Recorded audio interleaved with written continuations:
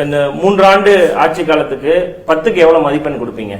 திமுகவுடைய ஆட்சி காலத்துக்கு எங்களை பொறுத்த வரைக்கும் 0 தான் கொடுக்க முடியும். என்ன திட்டத்தை செஞ்சிருக்கிறாங்க? கொடுக்கப்பட்ட வாக்குறுதி நிறைவேற்றல. தமிழகத்தில் சட்ட ஒழுங்கு அடியோடு சீர்குலைஞ்சு போச்சு. எங்க பார்த்தாலும் போதைப் பொருள் விற்பனை. தமிழ்நாட்டில் அதிக கடன் வாங்கி இன்றைக்கு எந்த திட்டமும் நிறைவேற்ற முடியாமல் ஒரு கேள்விக்குறியா இருக்குது. ஏற்கனவே அனைத்து இந்திய அண்ணா திராவிட முன்னேற்ற கழக அரசு கொண்டு வந்த திட்டத்தை பல திட்டத்தை ரத்து பண்ணிட்டாங்க. இப்படி மக்கள் ஒரு ஆட்சி நடைபெற்றுக் கொண்டிருக்கின்றது.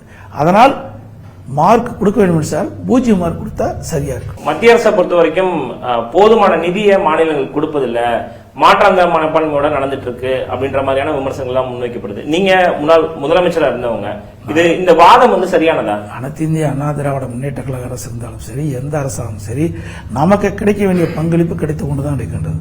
அதில் எதுவும் குறைபாடு இல்லை. ஆனால் சிறப்பு நிதி இவர்கள் கேட்கின்றார்கள். இன்றைக்கு தமிழ்நாட்டில் அதிமுகவும் ஆட்சியில் இருந்திருக்கு, திமுகவும் ஆட்சியில் இருந்திருக்கு. எப்பொழுதுமே ஒரு சிறப்பு நிதி கொடுத்ததே கிடையாது. இன்றைக்கு மத்தியில் ஒன்னா காங்கிரஸ் ஆட்சிக்கு வருது, அல்லது பாரதிய ஜனதா ஆட்சிக்கு வருது. யார் ஆட்சிக்கு வந்தாலும் தமிழ்நாட்டை பொறுத்தவரை மாற்றாந்தாய் பிள்ளைகள் போல தான் பாக்குறாங்க. குறிப்பா சொல்லணும்னா திமுக 14 ஆண்டு காலம் மத்தியிலே ஆட்சி அதிகாரத்திலே காங்கிரஸ் அமைச்சரவையிலும் இடம்பெற்றிருந்தது, பாரதிய ஜனதா கட்சி அமைச்சரவையிலும் மத்தியில் இடம்பெற்றார்கள். அப்பொழுது என்ன நிதியை பெற்று தந்தார்கள்? அப்பொழுது நிதி கொடுக்கலையே. அவர்கள் அமைச்சரவையில் இருக்கும் போதே நிதி கிடைக்கலையே. அந்த காலகட்டத்திலையும் மத்தியில் ஒரு அமைச்சராக இருக்கும்போது மாநிலத்தில் புயல் ஏற்பட்டது. அப்பொழுதும் மத்திய அரசு நிதி கிடைக்கல. அதிமுக ஆட்சி இருக்கின்ற பொழுதும், அம்மா இருக்கின்ற பொழுதும் சரி, நாங்கள் இருக்கின்ற பொழுதும் மத்திய அரசு இந்த புயல் வெள்ளத்தில் நிவாரணம் கேட்டோம். அப்பொழுதும் எங்களுக்கு போதிய நிதி கொடுக்கல. தமிழக வாக்காளர்கள் எதனை பிரதான பிரச்சனையாக இந்த தேர்தலில் முன்வைப்பார்கள் நினைக்கிறீங்க? மக்களிடத்தில் நாங்கள் தேர்தல் சுற்றுப்பயணம் மேற்கொள்ளும் போது மக்களிடத்தில் பார்ப்பதெல்லாம் சட்ட ஒழுங்கு அடியோடு சீர்குலைஞ்சு போச்சு.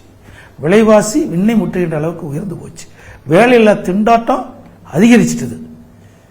மக்களுக்கு வருமானம் குறைஞ்சு போச்சு, செலவு அதிகரிச்சிட்டது. மக்கள் துன்பத்தில் இருக்கின்றார்கள். இதையெல்லாம் போக்க வேண்டும் என்று மக்களிடத்தில் எண்ணம் இருக்கின்றது. அனைத்து இந்திய அண்ணா திராவிட முன்னேற்ற கழக ஆட்சி கேட்டபோது விலைவாசி உயராமல் பார்த்துக் கொண்டோம். சட்ட ஒழுங்கு சிறப்பாக நடைபெற்றது. வேலைவாய்ப்பு அதிகரிக்க உண்டான நடவடிக்கை நாங்கள் மேற்கொண்டோம். தொழில் முதலீட்டாளர் மாநாட்டை அம்மா முதல்வர் நடத்தினார்கள். அதுக்கு பிறகு அம்மாவுடைய அரசு தொழில் முதலீட்டாளர் மாநாட்டு நடத்தது. இதன் மூலமாக படித்த இளைஞர்களுக்கு வேலைவாய்ப்பை உருவாக்கி தந்தோம். பொருளாதாரம் உயர்வதற்கும் ஏற்றம் பெற்றது.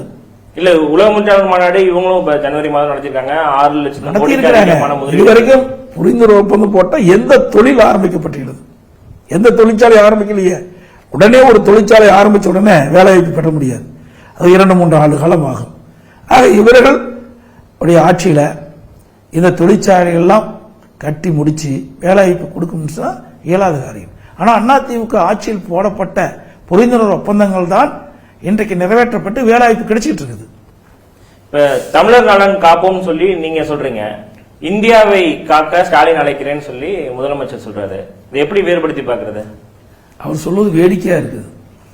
நான் ஏற்கனவே குறிப்பிட்டவாறு தமிழகத்தில் மக்களுக்கு பாதுகாப்பு இல்லை, பெண்களுக்கு பாதுகாப்பு இல்லை, போதைப்பொருள் நடமாட்டம் அதிகரித்து விட்டது. இளைஞர்கள் மாணவர்கள் இடத்துல போதைப்பொருள் சர்வசாதாரணமாக இருந்து கொண்டிருக்கின்ற காட்சி நாம் பார்க்கிறோம். இதெல்லாம் இப்படி இருக்கின்ற பொழுது இங்கு இவரால் சரி பண்ண முடியல. எப்படி இந்தியாவில் போய் சரி பண்ண முடியும்னு நினைப்பது எந்த விதத்தில் சரி இருக்குன்னு எங்களுக்கு தெரியல. இதையெல்லாம் ஒரு அரசியல் ஆதாயம் தேடுவதற்காக இந்த முயற்சி எடுக்கிறாங்க.